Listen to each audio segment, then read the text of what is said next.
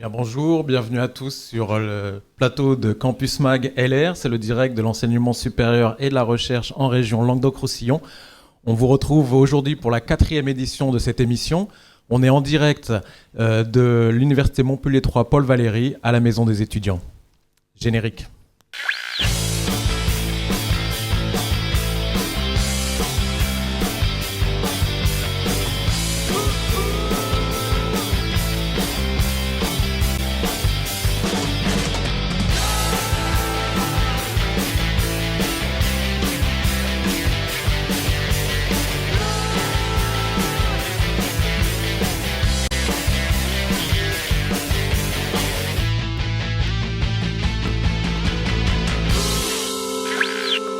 Bonjour, nous sommes donc ici en direct à l'Université Montpellier 3 Paul Valéry à Montpellier.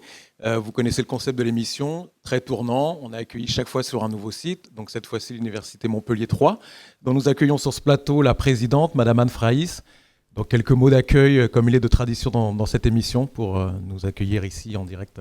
Bienvenue d'abord dans mon université et dans cette maison des étudiants. Et aussi vous dire que, bien sûr, si on parle d'actualité, l'actualité des universités, c'est bien sûr leur budget. Alors je ne voudrais pas polémiquer sur le sujet parce que cette émission, elle est faite pour montrer toute la richesse, les compétences, les possibilités des universités. Simplement rappeler que pour des formations, pour de la recherche, pour la culture, pour les relations internationales, pour tout ce qui se fait dans les universités, il faut certes les compétences et l'enthousiasme que nous avons tous, mais il faut aussi les ressources humaines et l'argent que nous avons de moins en moins.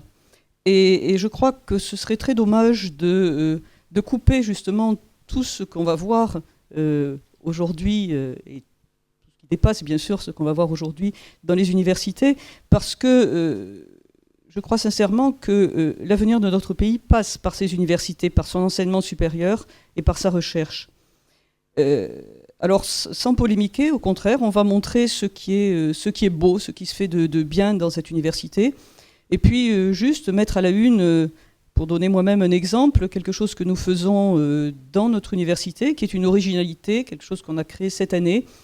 Pour la première fois depuis septembre, nous avons des doctorants inscrits à l'enseignement à distance. Nous sommes la première université de France, et la seule actuellement, à avoir cette possibilité pour les doctorants. Il y en a 50 qui vont participer à ce programme. Et c'est un programme qui intéresse déjà à l'international, puisque nous avons des demandes de participation pour ce programme de l'Université ouverte de Catalogne, qui est une université entièrement à distance, et de l'Université de Cambridge. Voilà, donc c'est un exemple parmi d'autres de ce qui peut se faire dans les universités.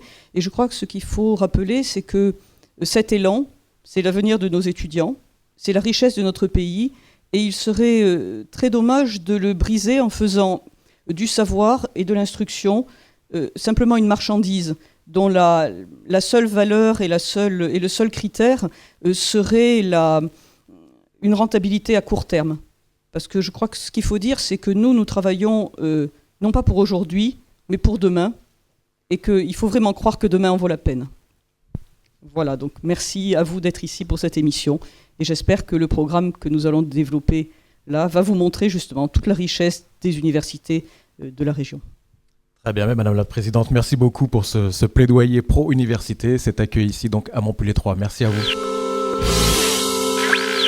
Nous ouvrons la rubrique recherche avec Monsieur Éric Gaïdra. Vous êtes directeur adjoint d'une unité mixte de recherche entre l'Université Montpellier 3 et le CNRS, qui s'intitule ASM pour Archéologie des sociétés méditerranéennes. Bienvenue, peut-être quelques mots pour nous présenter cette UMR. Merci pour l'invitation. Une UMR, oui, qui a une longue histoire, et avec un autre partenaire important et historique qui est le ministère de la Culture, et une longue histoire d'amour, un mariage de raison et d'amour avec l'Université de Montpellier 3 depuis 2003. Donc voilà, une histoire somme toute relativement jeune, et une UMR qui désormais compte dans le paysage national. Tant par le volet recherche que par le volet formation, bien sûr, et puis avec cet acquis important et récent du LABEX que nous avons décroché avec d'autres équipes et qui est porté par l'Université Paul Valéry, donc le LABEX Archimède. D'accord.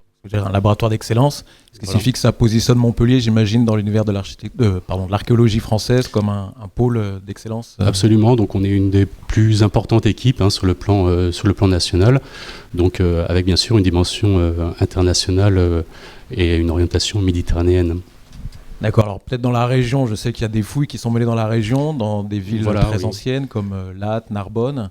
Alors ces fouilles, oui, donc ce qu'on appelle des fouilles programmées, donc avec deux programmes très importants qui sont actuellement au cœur de notre dispositif, qui sont sur le site de Latte, de Latara, l'antique Latara, et sur un ensemble de sites sur les communes de Narbonne et de Gruissant. Donc deux chantiers programmés qui illustrent en fait à dimension internationale, bien sûr, avec un très fort rayonnement à l'étranger, mais qui témoignent aussi vraiment de notre implication sur le plan régional, avec des partenariats, notamment pour le Latte avec la communauté d'agglomération de Montpellier, et pour Narbonne avec la région Languedoc-Roussillon, et dans le cas de Narbonne, encore une fois, avec le soutien du LABEX Archimède. Donc voilà deux programmes phares pour l'instant de notre équipe, et qui vont être encore amenés à se développer dans les années futures, et qui jouent un rôle, bien sûr, de recherche au sens strict du terme, avec l'acquisition de données, ce qui est fondamental, bien sûr, mais aussi au niveau de formation, puisque c'est l'occasion de former à la pratique de l'archéologie des étudiants, notamment de Montpellier, mais aussi d'autres universités françaises et étrangères. Alors, les images qui défilent concernent quoi, des fouilles à Latte ou à Narbonne? Alors là, sur cette image très précise, c'est un peu difficile à dire. C'est retour au laboratoire. Surtout que ce sont en grande partie les mêmes personnels qui tournent. Donc là, c'est à Latte, je reconnais une collègue restauratrice. Donc voilà, dans les locaux historiques, on va dire, de notre UMR à Latte. Plus pour longtemps, on l'espère. Donc avec différentes séquences qui nous montrent toute la chaîne opératoire depuis le travail de fouille à proprement parler, qui est vraiment qu'une étape de la recherche, et avec ensuite tout le traitement des données, leur exploitation en termes scientifiques. D'accord, donc c'est les deux principaux chantiers de fouille dans la région. Voilà pour l'instant, qui ne sont pas les seuls. On compte environ en moyenne une dizaine d'opérations, et ça a toujours été un petit peu la marque de fabrique et la spécificité de l'archéologie en Languedoc-Roussillon. C'est cette importance des fouilles programmées qui sont, on va dire, une démarche de recherche fondamentale. Donc on est la région effectivement en France où on compte le plus grand nombre de ce genre d'opérations. Parfait. Et vive l'archéologie montpelliéraine. Merci. Merci à vous. Bien, donc on continue cette rubrique recherche avec une vidéo qu'on vous présente d'une découverte d'une nouvelle espèce de moustique à Mayotte qui serait un vecteur potentiel de maladies virales graves comme le chikungunya ou la dengue. C'est un reportage qui est réalisé à l'IRD par Luc Marquis en rencontre avec Frédéric Simard, chercheur à l'Institut de recherche pour le développement. La découverte d'un nouveau moustique sur l'île de Mayotte est à la fois inattendue et intéressante à plusieurs titres. Inattendue parce que ça s'est passé sur l'île de Mayotte, un département français qu'on pensait bien connaître, où plusieurs études ont déjà été réalisées, et sur un groupe de moustiques qu'on pensait également bien connaître, puisqu'il regroupe les meilleurs vecteurs de certains virus tels que la dengue, le chikungunya ou la fièvre jaune. Cette espèce a été dénommée Stegomyia pia. Pia, en langue de Mayotte, ça veut dire joli. C'est un moustique effectivement assez magnifique, avec un corps noir lustré et des écailles jaunes, mais c'est également quelque chose qui peut s'avérer très très menaçant pour nous aujourd'hui. Donc c'est une espèce qui potentiellement a la capacité à transmettre ces virus et pourrait représenter un danger pour l'avenir en sélectionnant de nouvelles souches de virus qui pourraient être transmises à l'homme. C'est une espèce donc, qui a été découverte par les chercheurs de l'IRD en collaboration avec leurs collègues de l'Agence régionale de santé de l'océan Indien, qui voulaient mettre à jour l'inventaire des moustiques sur l'île de Mayotte. Donc elle est assez bien distribuée sur l'île de Mayotte, paradoxalement. Elle était passée complètement inaperçue avant, car elle est très similaire au stade larvaire aux autres espèces du groupe. Par contre, à l'état adulte, c'est là où on voit des différences morphologiques, et on a également regardé au niveau génétique, c'est bien une espèce différente des autres qui étaient connues jusqu'à présent. Donc encore, à l'heure actuelle, on arrive à découvrir des moustiques nouveaux, potentiellement importants en termes de santé humaine. Cette découverte nous met aussi devant nos contradictions, c'est-à-dire qu'on ne connaît pas encore suffisamment bien le système vectoriel des moustiques qui nous transmettent certaines maladies. Des recherches complémentaires sont encore nécessaires, aussi bien sur le terrain pour bien connaître la biologie du moustique dans son environnement naturel, mais également de manière expérimentale pour disséquer les mécanismes de transmission. Et c'est ce que nous allons faire dans des structures telles que le Vectopole que nous sommes en train de construire ici sur le site de l'IRD à Montpellier. Et on ouvre à présent notre page, notre rubrique internationale, et on accueille pour ceci Monsieur Frédéric Planchet, qui est enseignant à l'Université Montpellier 3, et Mademoiselle Ma Li, qui est étudiante chinoise de l'Université Yenmin de Pékin. Et donc, pour parler de l'Institut franco-chinois, peut-être quelques mots d'explication sur ce qu'est cet institut, depuis quand il existe, ses objectifs.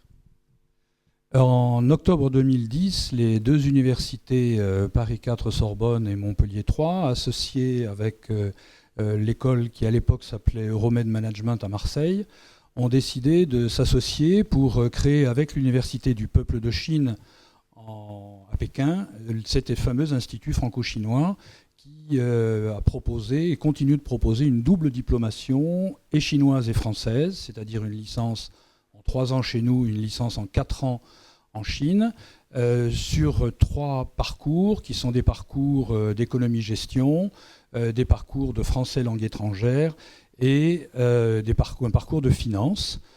Cette formation s'est développée depuis maintenant 3 ans. Nous accueillons à Montpellier les premiers étudiants qui rentreront en 3e année de licence en septembre 2014. Ils sont au nombre de 60. Là, en parallèle, un autre programme est en train de se développer, qui est un programme de master et de doctorat autour des humanités, en philosophie, en histoire, en littérature comparée. Les 2 universités sont fortement impliquées et le nombre d'étudiants progresse beaucoup, puisque Mademoiselle Ma Li pourra témoigner de sa présence en tant qu'étudiante doctorante. Mais aujourd'hui, l'IFC a accueilli sa première promotion de 240 étudiants, dont, je vous disais, 60 à peu près destinés à Montpellier, une quarantaine à Paris-Sorbonne et le reste en finance dans l'école de management qui s'appelle maintenant Kedge Business School et qui est à Marseille et à Bordeaux. Entendu, donc ce qui fait des effectifs relativement considérables, j'imagine, pour Montpellier. Donc en termes d'accueil, il y a un accompagnement particulier. C'est des étudiants qui parlaient déjà français avant ou qui... Alors les étudiants ont un enseignement intensif en français pendant les 2 premières années avec des interventions des professeurs des 3 établissements qui viennent faire des cours de spécialité directement.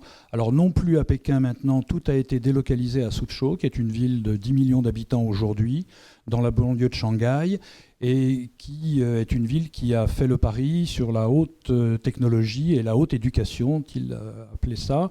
Donc ils ont développé un grand campus qui accueille environ maintenant 50 000 étudiants, avec objectif 100 000 étudiants. Et nous, normalement, l'IFC a une habilitation par le ministère chinois de 600 étudiants par an. Je ne pense pas que nous les atteignions parce qu'effectivement, les problèmes de logistique sont lourds à gérer, en particulier à Paris. Nous avons aujourd'hui une forte collaboration avec Campus France et le CNUS pour essayer de développer un accueil qui soit à la hauteur de ce que nous devons faire. Et pour Montpellier, c'est une opportunité assez extraordinaire, dans la mesure où il y a une très forte demande de francophonie en Chine maintenant. Entendu. Alors justement, Mademoiselle Ma Li, vous avez profité de ce programme. Peut-être nous expliquer pourquoi vous avez choisi ce programme, pourquoi venir étudier en France et qu'est-ce que vous étudiez ici. Merci. En fait, c'était d'abord une professeure française qui m'a proposé de faire la demande de ce programme. J'ai consulté le site TFC et puis j'ai trouvé que ce programme m'intéresse beaucoup. Donc j'ai préparé les dossiers, mon CV, la lettre de motivation, et puis on a eu lieu un entretien à Pékin, au campus de Renmin. Je suis devenue l'étudiante TFC. L'année 2011 et 2012 passée à Suzhou, c'était une année très chargée, d'après moi. Une année d'études était pour objectif principalement pour améliorer notre niveau de français et puis pour familiariser des formations concernant les sciences humaines. En fait, pour moi, c'était une très bonne occasion pour nous de mieux s'orienter dans notre choix de spécialité. D'accord. Et donc vous êtes à Montpellier pour une thèse en littérature française du XVIIIe siècle. Formidable. Merci. Eh ben, merci à vous. Bon courage pour la suite de votre thèse. Monsieur Blanchet, merci et bonne continuation à ce centre. Bien, alors nous accueillons désormais avec nous Julien Mariès, qui est un étudiant en deuxième année de Montpellier Supagro, qui a eu l'insigne honneur d'être le 3 millionième étudiant Erasmus français, et accompagné de Alice François, qui est la directrice adjointe de la direction des relations internationales et responsable du service mobilité internationale. Alice, je vais tutoyer, on mange à la cantine ensemble, donc on ne va pas faire comme si on était à la télé et que tout d'un coup on se vous voyait.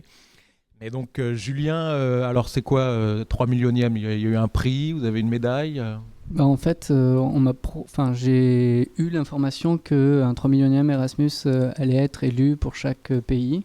Et il y avait juste un dossier à remplir, du coup je me suis dit pourquoi pas, même si j'avais pas vraiment d'anecdotes ou d'événements forts que j'avais vécu pendant mon Erasmus, je me suis dit pourquoi pas. Et j'avais quand même fait un site internet à un moment où je m'ennuyais un peu un soir et que je m'étais dit ce serait intéressant de faire part de mon expérience pour aider les futurs étudiants Erasmus qui viendraient en Suède.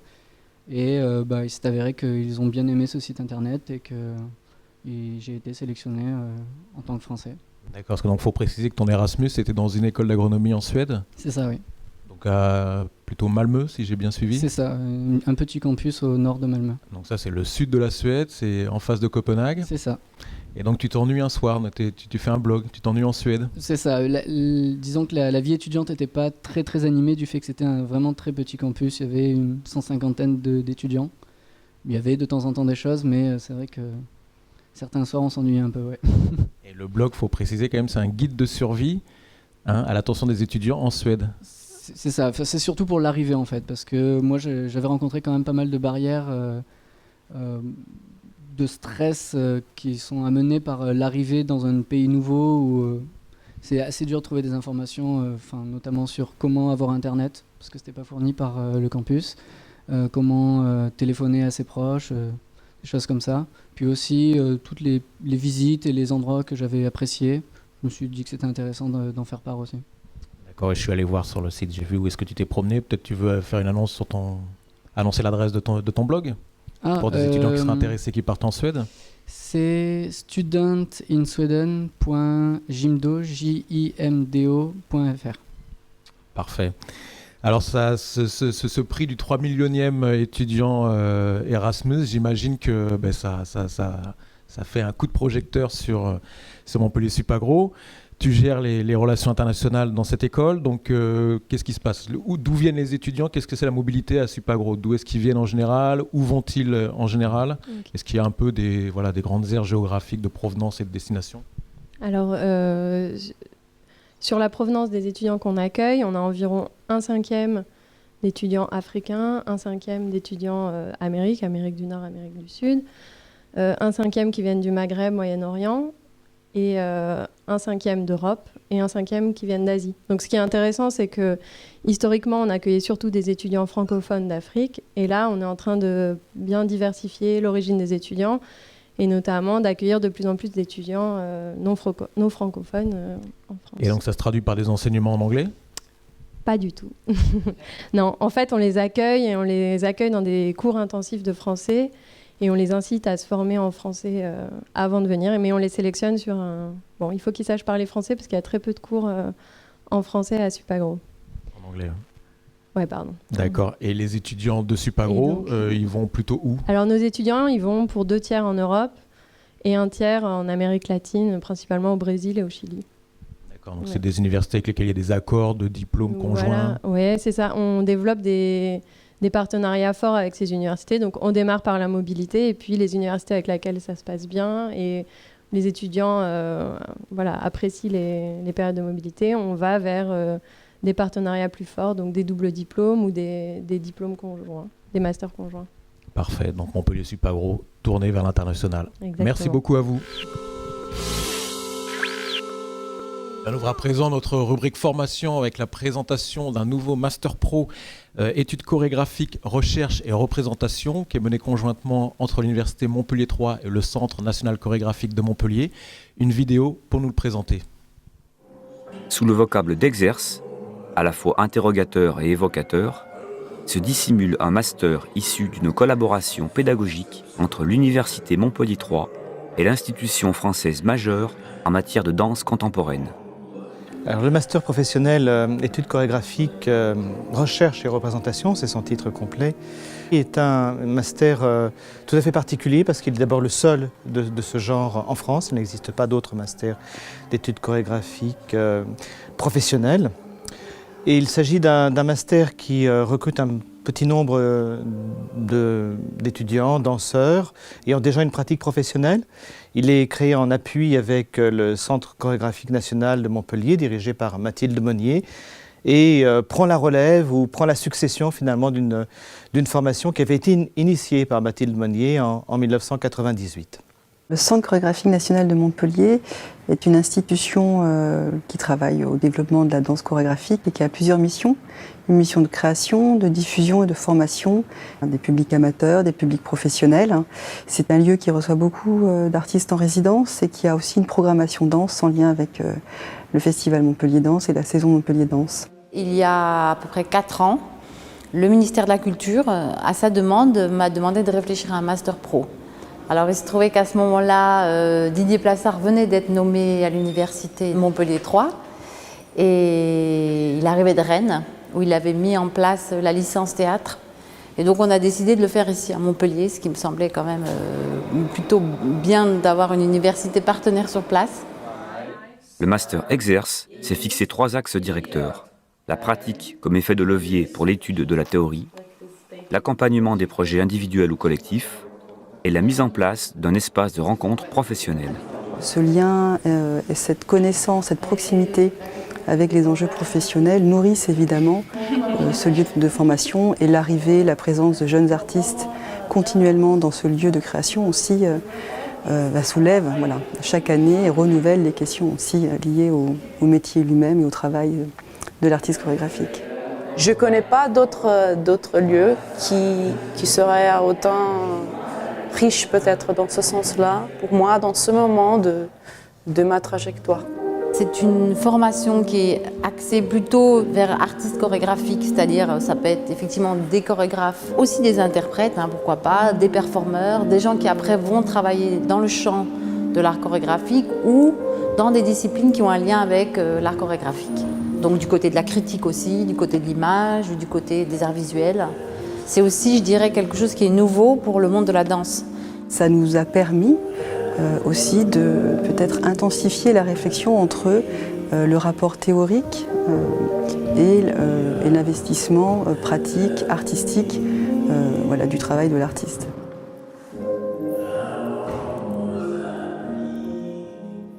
Bien, donc pour nous parler plus avant de ce Master Pro sur les études chorégraphiques, on accueille en plateau avec nous donc Madame Anne Kerzero, qui est du Centre chorégraphique national de Montpellier, et Monsieur Didier Plassard de l'Université Montpellier 3, responsable donc, de ce Master Pro.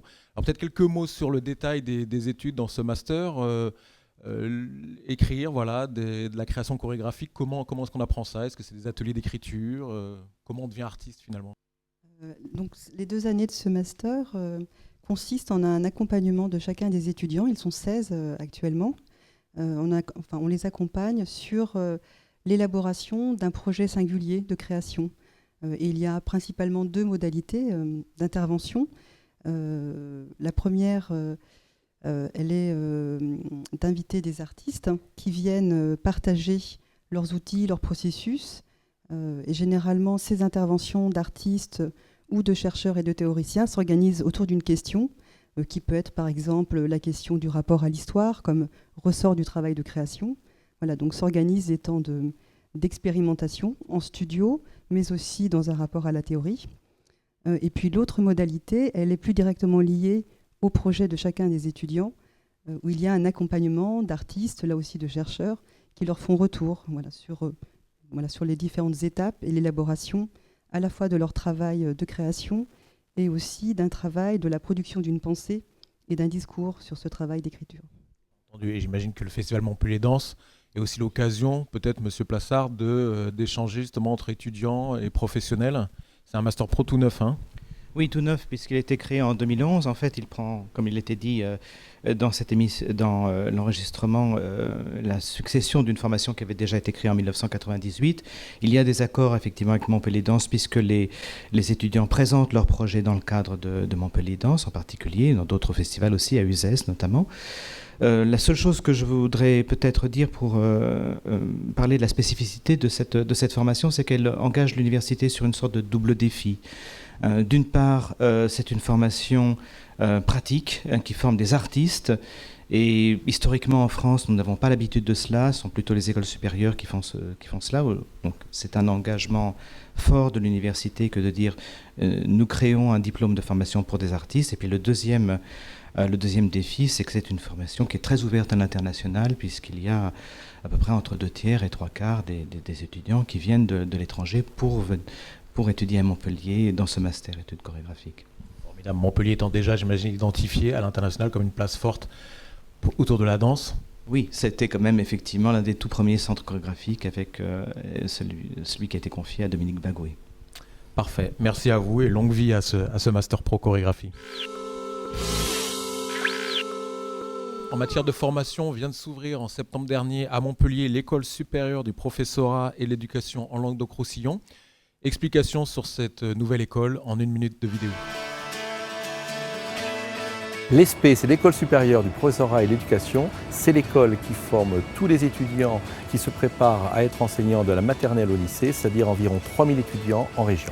Quelle formation pour les futurs enseignants? 3 briques sont indispensables. La connaissance de la discipline, la didactique et le savoir-faire professionnel. Et c'est lors de stages qui seront proposés aux étudiants en licence et en master que les étudiants vont acquérir ce savoir-faire professionnel en lien avec le savoir académique qu'ils auront reçu à l'université. Quel changement pratique pour l'étudiant? Tout d'abord, c'est en M1 que l'étudiant passera le concours pour devenir enseignant.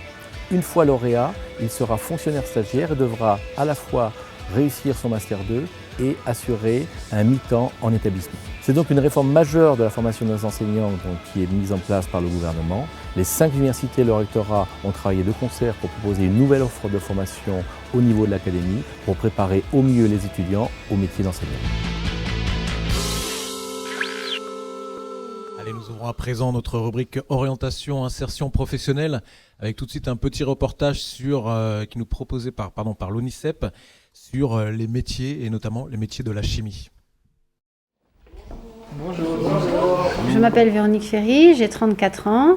Je suis professeure en établissement scolaire et j'enseigne la physique et la chimie. Vous prenez de quoi écrire, s'il vous plaît? Il s'agit de donner des leçons aux élèves de lycée, donc de seconde, de première et de terminale. Je veux que vous connaissiez les formules chimiques. Dans le programme officiel sont données les compétences exigibles, mais nous choisissons d'organiser notre travail avec pour objectif la compétence exigible du programme. Quelle est la base conjuguée de cet acide ion? L'objectif pour les élèves souvent c'est d'avoir le bac bien sûr, mais on les prépare aussi à leurs études supérieures.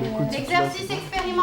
On essaye de leur apprendre des méthodes de travail, d'organisation, de leur travail personnel ou de leur travail en classe. Donc, mais ça c'est général à tous les enseignements.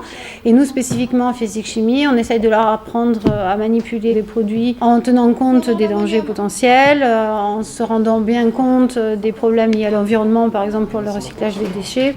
En physique, à faire attention au matériel qu'ils utilisent, etc. Ensuite, vous allez prendre un petit peu de chlorure d'ammonium.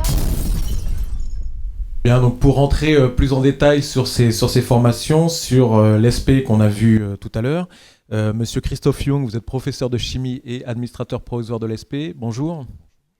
Donc peut-être nous expliquer un petit peu, parce que moi j'en étais resté en ce qui concerne la formation des enseignants aux IEFM. Les choses ont bien changé, donc peut-être nous présenter, nous expliquer ce que sont ces nouveaux parcours de formation pour devenir enseignant.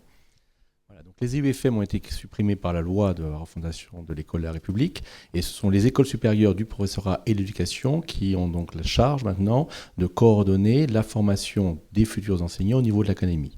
Et donc de ce fait, les 5 universités de l'académie plus les rectorats ont proposé de nouvelles offres de formation qui répondent au nouveau cahier des charges demandé par le ministère, puisque le principal changement concerne la position du concours et aussi le contenu de ce concours. Le concours pour devenir professeur des écoles, professeur des collèges et lycées ou CPE est maintenant beaucoup plus professionnel et est positionné en 4e année après le baccalauréat, c'est-à-dire en M1. Par conséquent, ce qui est proposé, ce sont des masters MEF, M-E-E-F, métiers et de l'éducation et de la formation, qui se déclinent en premier degré pour devenir professeur des écoles, second degré pour devenir professeur de collège et lycée, et donc CPE, et qui ont comme vocation à préparer les étudiants au métier d'enseignant.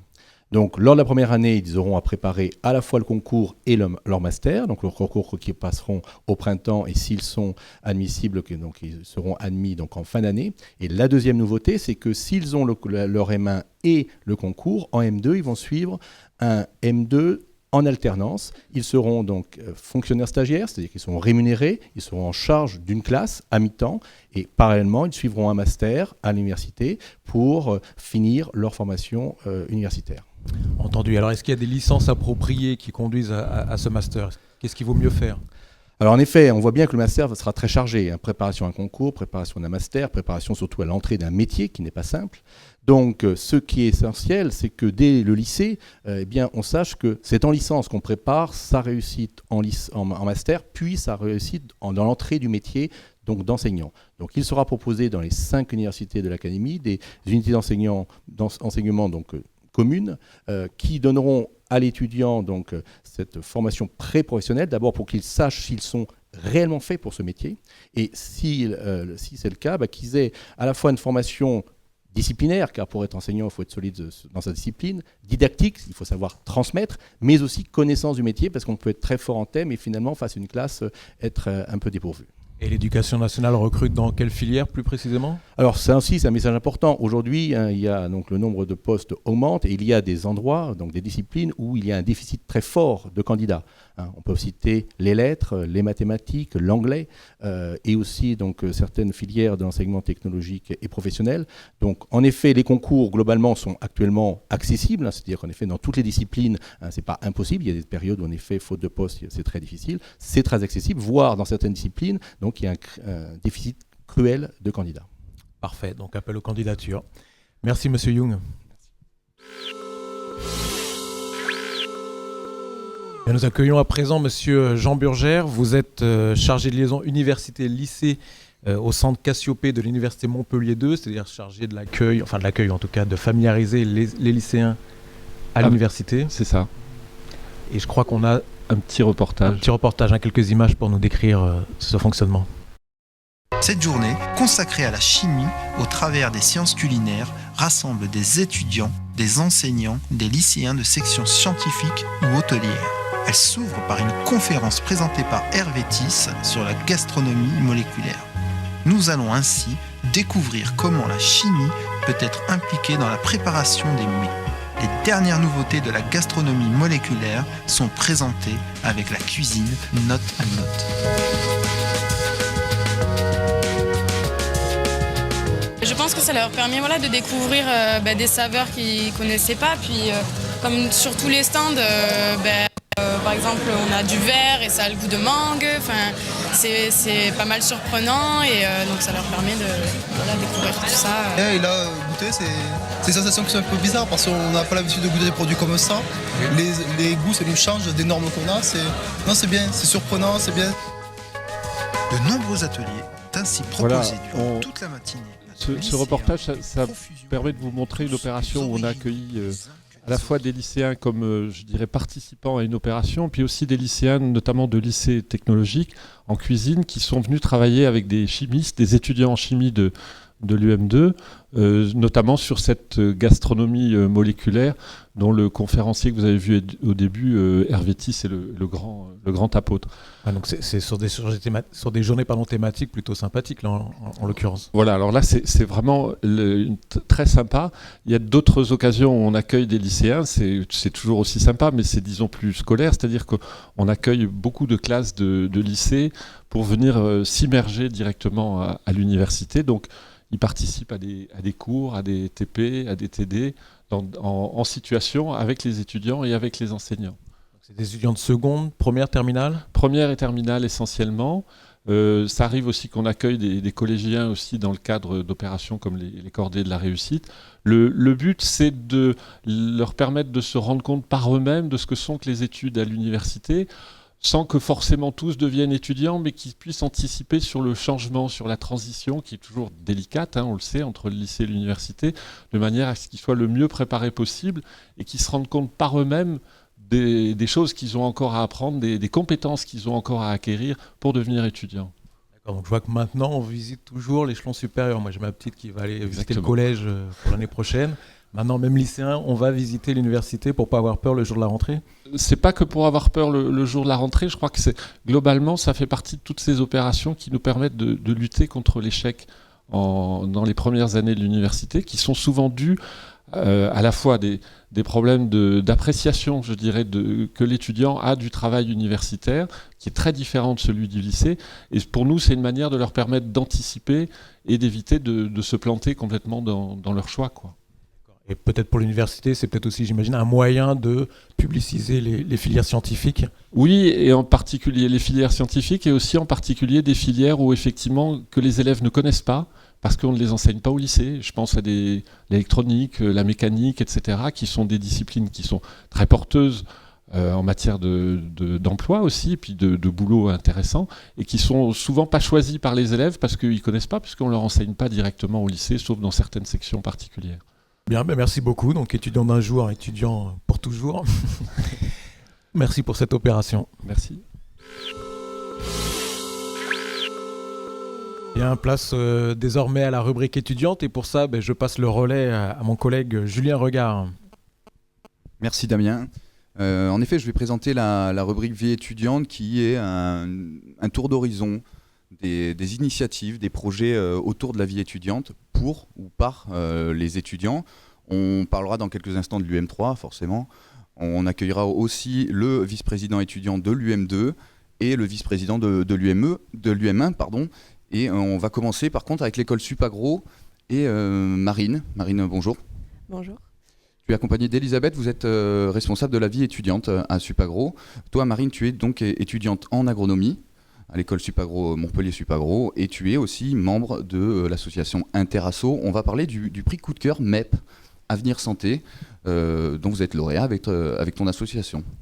Voilà, en fait, on a gagné le prix coup de cœur Avenir Santé MEP pour l'organisation des interagros. Donc c'est un prix qui récompense toutes les actions de prévention et de sécurité au niveau des événements étudiants. Donc ça a récompensé tout ce qu'on a mis en place lors de l'événement interagro qui regroupe donc toutes les écoles d'agro de France sur 5 jours. Donc ça fait 2200 personnes à peu près. Et donc pas mal de prévention et de sécurité à mettre en place. Ça se passait entre Montpellier et Lunel, c'est le prix 2012-2013, c'est un prix national. Il y a 4 assos qui ont été récompensés par ce prix. Le prix s'appelle Monte ta soirée. Vous êtes le premier prix, le prix national. Vous avez gagné 1 000 €. Quelles ont été les actions de prévention que vous avez mis en place dans votre soirée ? Donc, dans les actions de prévention, il y avait notamment tout ce qui était sécurité des participants, donc avec pas mal d'agents de sécurité, de secouristes, un gros poste de secours, mais aussi tout au long de l'événement, la mise en place d'actions préventives, donc avec la présence d'Avenir Santé qui était là sur un stand pour parler prévention avec distribution de boules caisses, de préservatifs, etc. Et expliquer aux gens les dangers de l'alcool, des drogues tout au long de l'événement. Ok. Elisabeth, donc vous êtes responsable de la vie étudiante à l'école Montpellier-Supagro.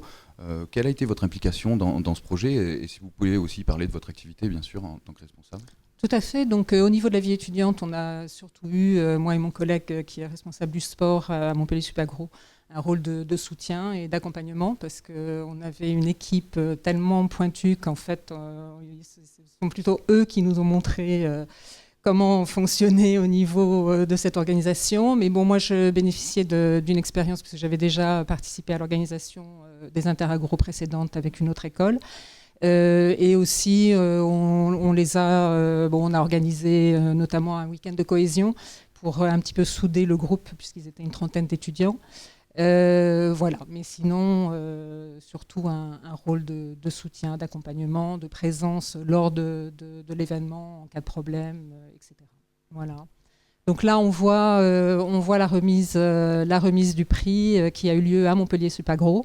Et donc remise du chèque de 1 000 €. Et donc l'association Interagro 2013 a remis ce chèque au cercle des élèves de Montpellier Supagro qui se servira de ces fonds pour organiser des soirées dans la sécurité. Ok, merci Elisabeth, merci Marine. Je rappelle que tu es lauréate avec l'association Interagro du prix Coup de cœur MEP Avenir Santé. Merci à vous. Merci.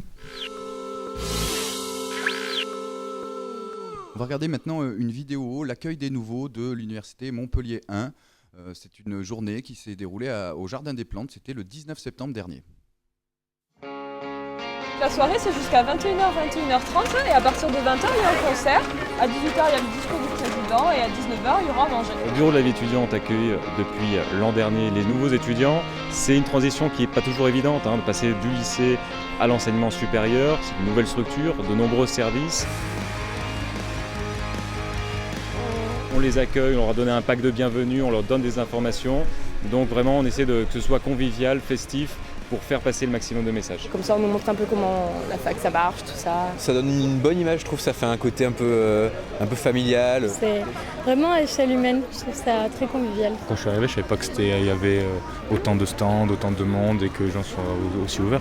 Tant mieux, ils mettent les moyens, ça va être l'occasion de se renseigner. C'est une présentation de l'université sous un angle qui n'est pas l'angle institutionnel, mais qui est plutôt l'angle fonctionnel des services qu'ils côtoieront au quotidien, l'angle fonctionnel donc des associations qui sont à leur service, et puis montrer finalement que l'on est dans l'ensemble une grande communauté et qui ne sont pas juste une petite faculté isolée. Un Montpellierin sur 4 est étudiant et donc c'est une réalité qui s'impose à la mairie. Il est essentiel de leur dire que la ville existe et ils vont faire des études bien sûr, mais ils vont aussi habiter à Montpellier, y apporter leur dynamisme et leur volonté de bien vivre ensemble.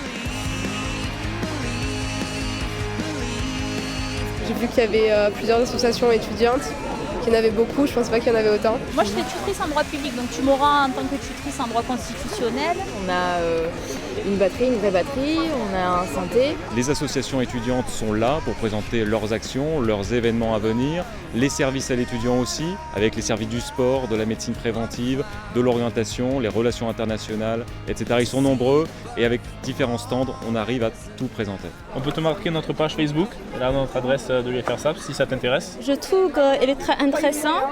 Il nous aide à découvrir les associations, les universités, les formations. C'est très difficile de faire les courses là. Nous, notre association, c'est vraiment le but de faire la prévention sur les risques liés à l'alcool, drogue, tabac. C'est une bonne manière aussi de faire autre chose à côté de nos études, de pouvoir s'investir dans la vie étudiante. C'est bien comme animation, puis c'est un concert.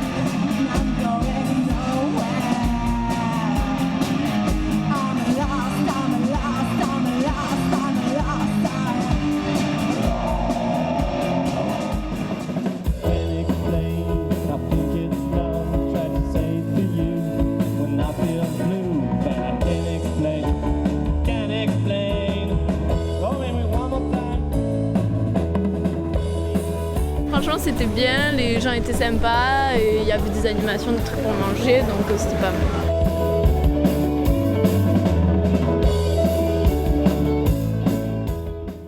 Guillaume, bonjour. Tu es vice-président étudiant de l'UM1. Bonjour Julien. Donc oui, vice-président étudiant depuis un peu plus de 2 ans. 2 ans aussi que l'on fait cette journée d'accueil des nouveaux étudiants, initiée par le bureau de la vie étudiante. C'est une instance de l'université Montpellier, composée uniquement d'étudiants. C'est aussi la force de ce système, d'avoir des étudiants dans toutes les composantes et de pouvoir avoir des projets pour tous les étudiants de l'université Montpellier. Donc on accueille les nouveaux étudiants, on l'a vu, avec différents stands pour les associations, pour les services à l'étudiant, pour nos partenaires, je pense à la CAF et des partenaires comme ça, pour apporter de l'information aux étudiants. Toi-même, tu es étudiant, tu l'as dit, tu fais partie donc du BVE, ce qu'on appelle le BVE, le bureau de la vie étudiante. Tu es étudiant en quelle filière ? Je suis étudiant en pharmacie, donc voilà, ce BVE regroupe des étudiants de toutes les filières et il serait important l'année prochaine, dans ce processus de fusion que l'on porte entre Montpellier et Montpellier 2, d'avoir des structures comme ça, comme le bureau de la vie étudiante, pour créer des projets à l'échelle d'une université. Et on pense que la prochaine édition de cette journée d'accueil sera une édition pour tous les étudiants de l'université Montpellier 1 et de l'université Montpellier 2. Et on vous souhaite bon courage pour cette prochaine édition. Merci à toi, Guillaume. Merci Julien. Nous accueillons maintenant Olivier, qui est vice-président étudiant de l'UM2, de l'Université des sciences de Montpellier. Bonjour. Bonjour. Tu es accompagné de Franck Berger, qui est responsable au Crous. Tous les deux, vous êtes impliqués dans un projet de l'UM2, c'est la mise en place d'un nouvel espace, l'espace multiservice pour les étudiants, et en partenariat et avec le Crous, avec un service de restauration. Tu peux nous présenter un peu ce projet, Olivier ? Oui, donc tout d'abord, ce projet date au niveau de l'université d'il y a environ 5 ans. On est parti d'un constat assez simple, il manquait cruellement de locaux associatifs. Donc on a essayé de monter plusieurs projets via le plan campus ou d'autres moyens de financement pour avoir un peu plus de locaux associatifs et d'avoir peut-être un bâtiment un peu plus ouvert vers les étudiants. Et il se trouve que justement l'année dernière, le Crous a eu cette ambition de créer un nouveau dispositif de restauration, un nouveau concept. Et on a décidé avec le Crous de mutualiser justement nos projets pour en faire un espace multiservice étudiant. Donc à la fois pour la vie étudiante et les associations, et à la fois pour le Crous envers la restauration étudiante et différents services pour les étudiants. Justement, Franck, tu travailles pour le Crous, tu as travaillé sur ce projet. Tu peux en décrire, il a décrit les grandes lignes, peut-être plus précisément le concept. Alors très court, moi j'ai un rôle de coordinateur au sein du Crous sur ce projet-là. Pour reprendre ce que disait Olivier à l'instant, à la base c'est on va dire une convergence d'intérêts. Donc c'est vrai que sur Montpellier 2, il y avait cette volonté quelque part de recréer de la synergie entre des associations qui étaient dispatchées sur l'ensemble du campus, d'une manière géographique et territoriale. Et du côté du Crous, il y a deux choses. Bon, le truc important, c'est bien le Crous qui est le porteur du projet. Deuxième chose, et qui est, vu l'introduction qu'on a eue au début, qui n'est pas la moindre des choses, c'est le financement de la construction est entièrement pris en charge par le CNUS. Donc je tiens quand même à les saluer. Mais quand je parlais de convergence d'intérêts, c'est que donc, voilà, il y a un nouveau bâtiment qui va naître, un bâtiment qui va avoir de multiples fonctions, qui est destiné aux étudiants en priorité à l'ensemble de la communauté universitaire. Et les intérêts qu'il y avait, donc, on a parlé de ceux des étudiants. Concernant le Crous, c'était de faire évoluer son offre de restauration, c'est-à-dire pour ceux qui connaissent passer des cafétérias classiques que l'on connaît actuellement à des formes qui sont proches de prêt-à-manger ou d'un Dailymonop, pour les citer, mais c'est-à-dire qu'il y aura la possibilité d'avoir justement de la mobilité, de pouvoir avoir en libre service différents types de formules et de produits. Donc, il va totalement dans le sens de comment vivent aujourd'hui les étudiants, c'est-à-dire à n'importe quelle heure de la journée, ils peuvent se restaurer. Il y a cette notion justement de mobilité, de flexibilité qu'on souhaitait répondre à travers ce projet-là. C'est aussi la possibilité pour le Crous, avec ce partenariat fort avec Montpellier 2, de s'inscrire dans le temps en étant au cœur du campus, donc d'être dans une notion de proximité, parce que c'est important d'être au cœur des campus et pas à côté, parce que les étudiants ils sont là. Et enfin, on va essayer à travers ce projet de développer une série de services à l'étudiant, qu'ils soient en ligne ou incarnés, avec de la présence de partenaires. Et il y a également aussi, il y aura un espace qui va être dédié, là je parle pour Montpellier 2, qui sera dédié donc c'est un espace dit multimédia, même si un peu maintenant le concept un peu, je dirais, suranné, mais qui sera dédié à la pratique partagée d'écrans tactiles grand format. Donc c'est grosso modo comment inventer des nouvelles pratiques autour de l'écran tactile. Ok, merci Franck, merci Olivier. Juste une dernière chose, la date de livraison de l'espace. Alors la date prévisible, provisoire, on sait ce que c'est qu'avec les projets immobiliers. La volonté, c'est rentrée 2014, donc on peut imaginer ça automne 2014. Merci à vous. Merci à vous. On parle bien sûr de l'UM3 qui nous accueille aujourd'hui et nous avons le plaisir de réaccueillir Anne Fraisse, présidente de l'université Paul Valéry. Et on va parler avec vous du projet IDEFI, de l'initiative d'excellence et plus particulièrement de PrépaFac. Oui, alors l'initiative d'excellence IDEFI, c'est une initiative d'excellence qui est basée sur la réussite des étudiants de première année. Donc on a gagné cette IDEFI sur ce thème-là, comment passer du lycée à la première année d'université, avec toutes les difficultés qu'on connaît d'orientation, d'insertion et de réussite, puisque les taux de réussite en première année sont encore trop faibles. Et donc, plus précisément, donc il y a un certain nombre de mesures qui sont prises, et plus précisément, la mesure de prépa-fac, c'est une semaine d'accueil fin août, puisqu'on est rentré très tôt cette année, tout à fait début septembre, donc fin août, une semaine d'accueil pour les étudiants qui se sont portés volontaires en juillet. Il a fallu sélectionner parce qu'il y a eu beaucoup de demandes, et pour un groupe qu'on a augmenté, où il y avait une cinquantaine d'étudiants. Alors pas du tout sur le mode scolaire de je révise ce que je vais faire en septembre, mais plutôt sur le thème de je m'intègre dans un milieu que je ne connais pas, que je découvre. Donc il y a eu beaucoup de jeux de rôle, on le voit sur les images, beaucoup de jeux pour se connaître, pour connaître l'université, pour découvrir de quoi on aura besoin, les qualités qu'on doit développer, de quoi on a besoin dans ce début d'année. Et ce qui a été très, très intéressant, c'est que cette semaine était intensive, chargée. Le dernier jour était ouvert aux étudiants qu'on n'avait pas pu accueillir dans le cadre de ce programme. Mais le retour que les étudiants nous ont fait, c'est que ça a été très bien parce qu'ils ont compris les journées d'accueil plus classiques qu'on a derrière. Ils connaissaient déjà les sigles qu'on utilise, les mots, et ils ont pu eux-mêmes aider d'autres de leurs camarades à comprendre davantage ce qui leur était demandé, comment s'inscrire dans un groupe, quoi faire. Et en même temps, ils ont retrouvé d'autres camarades qui étaient de la même formation qu'eux, et ils ont continué à travailler ensemble. Voilà, donc c'est le retour qu'on a des étudiants. Je pense qu'on recommencera parce que ça a été une bonne semaine.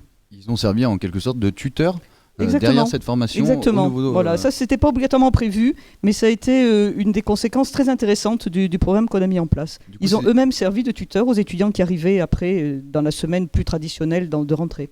Ce qu'on voyait sur les images, c'était des formations en petits groupes.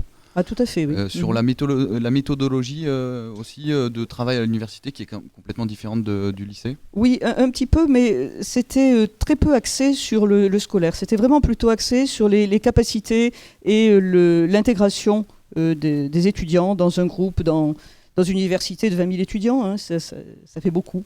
Voilà. On sort de lycées qui sont quand même plus petits. Merci à vous. On salue donc cette initiative IDEFI, initiative d'excellence. Je le rappelle. Et merci encore pour votre présence sur le plateau de Campus Mag LR. Un grand merci Julien et bienvenue dans l'équipe de Campus Mag. Super, ben voilà, épaulé pour les prochaines émissions. En tout cas pour moi, c'est embauché.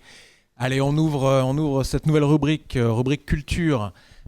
Puisqu'il est question de culture, sachez, je vous le rappelle, que vous pouvez suivre cette émission sur Twitter et il faut, paraît-il, la liker sur Facebook. Je ne connais pas, mais bon, il paraît qu'il faut liker. On adore Campus Mag. Alors, pour ouvrir cette rubrique culture et sciences plutôt, j'accueille avec nous Geoffroy Filoche. Vous êtes juriste à l'Institut de recherche pour le développement, et Stéphanie Carrière, qui est également à l'IRD, mais ethnobotaniste. Et vous organisez, en tout cas vous faites partie tous les deux du nouvel endroit où il faut sortir à Montpellier. Chaque premier jeudi du mois, ça se passe au Dôme, à la brasserie Le Dôme, c'est les cafés de biodiversité. Alors de quoi s'agit-il exactement? Comment est-ce que vous avez monté ce projet? Et alors, les cafés de la biodiversité sont nés lors de réunions d'équipe au sein de notre UMR, donc l'UMR GRED, qui signifie gouvernance, risque, environnement et développement. Donc, c'est une UMR qui a comme tutelle l'IRD et l'UM3. Donc, lors de nos réunions d'équipe, notamment l'axe 1 qui s'intitule Conservation de la biodiversité et dynamique des espaces ruraux, nous nous sommes dit qu'il existait des cafés ethno, le bistrot des ethnologues, les cafés philo, les cafés de la science, etc. Et finalement, une orientation plus thématique nous a paru intéressante. Et comme nous travaillons sur les questions de biodiversité, et que Montpellier est une place, on va dire, de choix pour faire naître ces cafés de la biodiversité, nous avons essayé de mettre cela en place cette année. Entendu. Et Geoffroy, donc c'est parti, c'est démarré, il y a déjà eu une première séance, je crois. Oui, donc il y a eu une première séance avec Francis Allais. au début du mois d'octobre. Ça a été un franc succès, hein. Il y a même des gens qui sont restés à la porte du café. Bon, c'était un peu dommage pour eux. C'est Monsieur Radodécime. Hein. Voilà, exactement. Ouais. Donc un spécialiste internationalement reconnu. Donc l'idée des cafés de la biodiversité, c'est vraiment de voir large et d'appréhender la biodiversité sous tous ces aspects. On a commencé avec la question de l'avenir des forêts tropicales. Et la prochaine séance, par exemple, là au début du mois de novembre, aura lieu avec François Renaud, qui est du CNRS et qui nous parlera du futur des maladies infectieuses en rapport avec la biodiversité. Ce sera le jeudi combien ? Le jeudi 7, le premier je crois, jeudi de novembre. Ou 8, voilà, exactement. Donc, jeudi 7 novembre, ça se passe à la brasserie Le Dôme. Tout à fait, ouais. C'est bien au niveau de l'église Saint-Denis, hein ? C'est à l'angle de Gambetta et Clémenceau, c'est ça, hein. À quelle heure ? À 20h. L'entrée est libre et voilà, c'est une ambiance conviviale et on invite tout le monde à venir boire un coup et réfléchir. Et réfléchir à la biodiversité, parfait. Bon, on sera au rendez-vous, merci à vous. Bien, pour les plus perspicaces d'entre vous, vous avez remarqué que depuis tout à l'heure, cette émission se déroule dans une salle de concert. Précisément, un cycle musical se déroule ici. Philippe Navarro, vous êtes chargé de l'action culturelle à l'Université Montpellier 3. Et vous pouvez nous décrire un petit peu donc, ces jeudis en musique qui se déroulent donc, chaque jeudi midi ici même ? Oui, tout à fait, sur cette même scène. Les jeudis en musique, c'est une vingtaine de concerts par saison, donc d'octobre jusqu'en avril. Ce sont des concerts donc, autour du jazz, des musiques actuelles, des musiques improvisées, et ouverts à tous. Donc le jeudi à 12h15. C'est gratuit, accès libre. C'est gratuit, oui, ça c'est quelque chose auquel on tient beaucoup depuis le début de cette manifestation, c'est-à-dire de pouvoir offrir tous ces concerts en accès libre pour permettre la plus grande découverte et une démocratisation culturelle très grande. Alors peut-être avant d'entrevoir avec vous la programmation de cette année, est-ce qu'il y a quelques grands souvenirs, enfin je ne sais pas depuis quand cette série de concerts existe, est-ce qu'il y a quelques grands souvenirs de concerts particulièrement marquants qui sont déroulés ici, d'invités particulièrement prestigieux qui seraient venus vous rejoindre ? Alors, il y a pas mal de souvenirs marquants. Cette année c'est la 11e saison, donc on a fêté les 10 ans l'année dernière. Si je dois me rappeler peut-être un concert particulièrement marquant, c'est la rencontre entre le joueur de kora africain Soriba Kouyaté qui nous a quittés il y a 2 ans. C'était peut-être, je pense, un de ses derniers grands concerts, on va dire, ici même à l'université. Il était en compagnie ce jour-là de Joël Alouche à la batterie et de Renaud Gassier-Fons à la contrebasse. Voilà, j'en parle puisque Soriba n'est plus là aujourd'hui.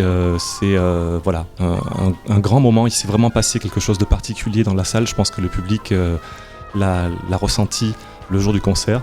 Et c'est un concert qui avait été d'ailleurs filmé ici même. Et j'ai revu les images il n'y a pas très longtemps. Et c'est vrai que même sur les images, on sent qu'il s'est passé quelque chose d'exceptionnel ce jour-là.